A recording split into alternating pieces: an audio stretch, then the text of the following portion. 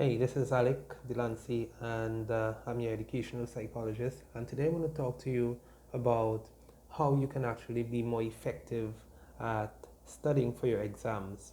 Now, I know exams might be around the corner for a number of you. You are preparing for final exams, and you might be a little under stress right now. And reason being, because there's the closures of schools, we have cafes, some of them where you may have been accustomed going to study. Now it's probably 50% persons coming into the cafes, and of the 50% coming into the cafes, a number of these places are saying no dining, no staying long periods of times.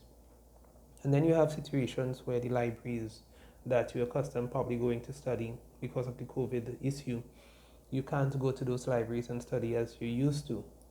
And for those of you who are accustomed studying in groups, you now have the situation where you can't study in groups right now because you need to be either physically a bit distant away from someone else in order to be in a comfortable position where the virus is less likely to spread.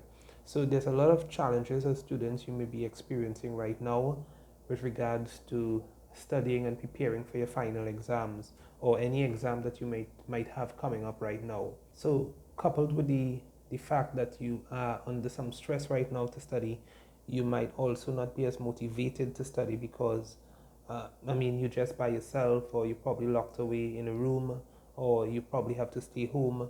A number of your classes might be done online. So it's just you feel a little isolated right now. So you struggle with focus, you struggle with motivation, and you might be finding that you're not as productive as you used to be, even though it might be subjects that you enjoy, like mathematics. Before, you may have found yourself being able to sit down and study for possibly an hour without having to take a break. Now you find that your mind is straying, you're less focused. It might be in the English language, or it's French that you're studying, and you really find that it's a bit of a challenge to keep your focus, keep motivated. Well, I have some tips or some strategies that you can use in order to break that feeling of isolation, break that feeling of there is no one else that is experiencing what I'm experiencing and I can't be motivated right now. So here are some tips. Now, these tips I borrowed from Thomas Frank and Endless Motivation. Those two um, YouTube stations, you can check them out.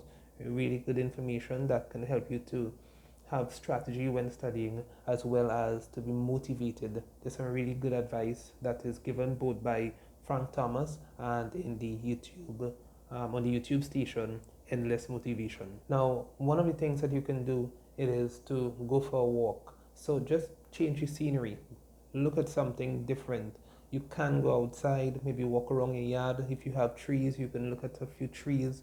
Study shows that when you go and take some exercise, just a walk, probably if you can walk around the block, or if you can just walk a little area in your neighborhood, that would be great. These studies actually shows that cognitive ability or ability to reason as well as ability to focus do increase when a student just take a walk or do some light exercises. So it doesn't have to be any strenuous or heavy exercises, and you don't need to go to a gym.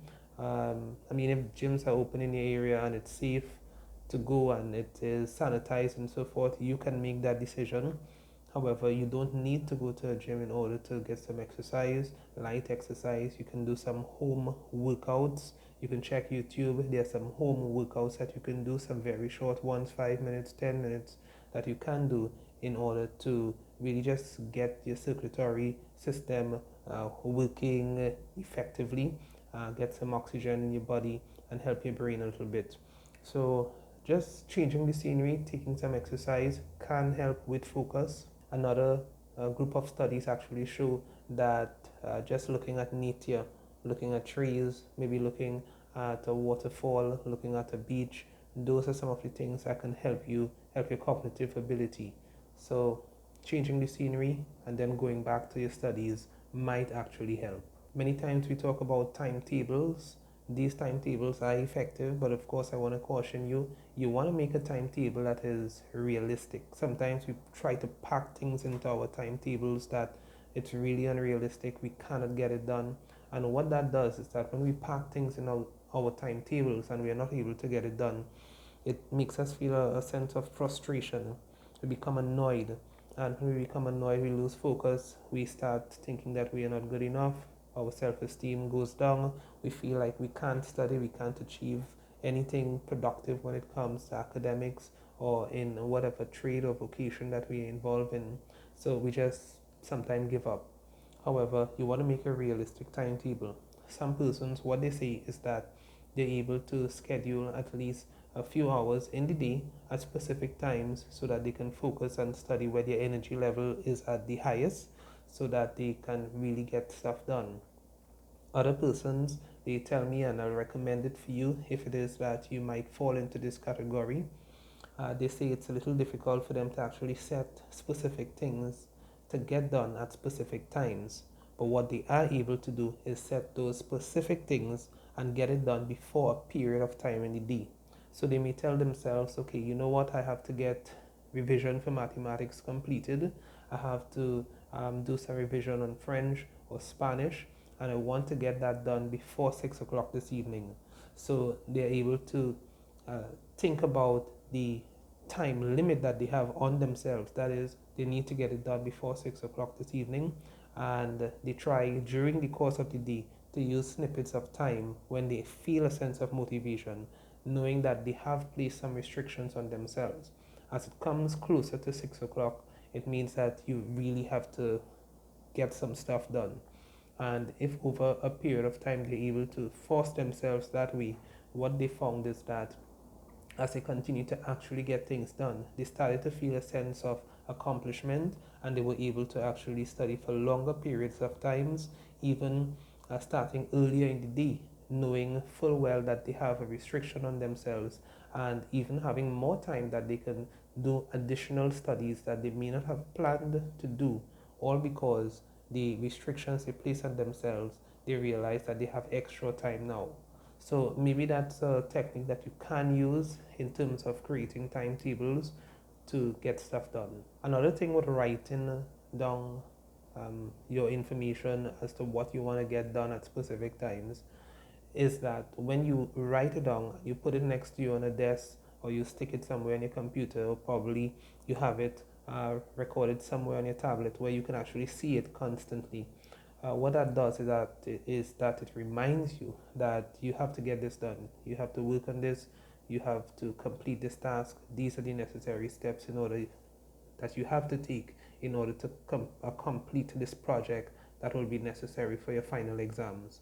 So write things down and have it somewhere where you can easily refer to it, you can easily see it, maybe stick it up on the wall next to where you're studying, and it will be consistently or constantly in front of you. The third thing that I want to discuss with you has to do with trying to do one thing. Now, this is something I struggle with as well. Sometimes I want to achieve so many different things, and I just have it one after the next. I have to do this, I have to do that, I have to do the other, and I try to somehow do them all together. So you spread out all the information and you do piece of this, you do piece of that, you do piece of the other. Now there are some people who are able to do that. I wouldn't advise it because I will tell you what happens.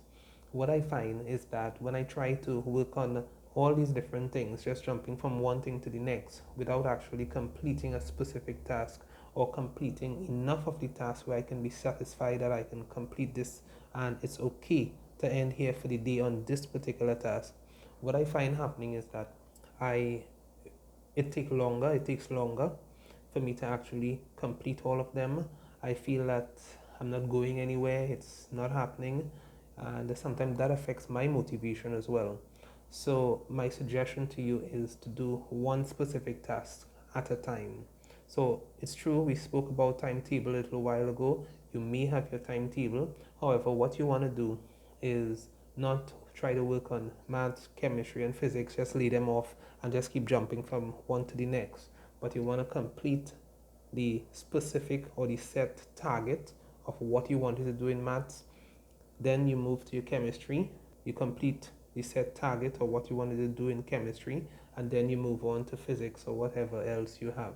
But you don't want to be jumping back and forth, back and forth, back and forth.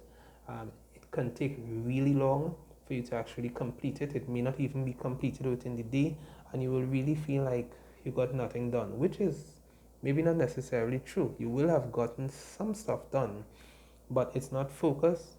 You may feel scattered. You may be feeling a little uncomfortable, like nothing is sticking in your mind because you really didn't give enough time to focus on a specific target that you set out to achieve.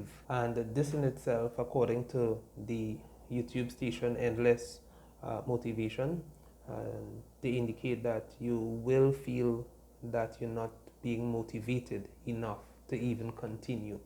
So those are just 3 tips that I thought I'll offer you to help you to stay a little focused when it comes to preparing for your exams, and hopefully those will work. See you next time. Take care.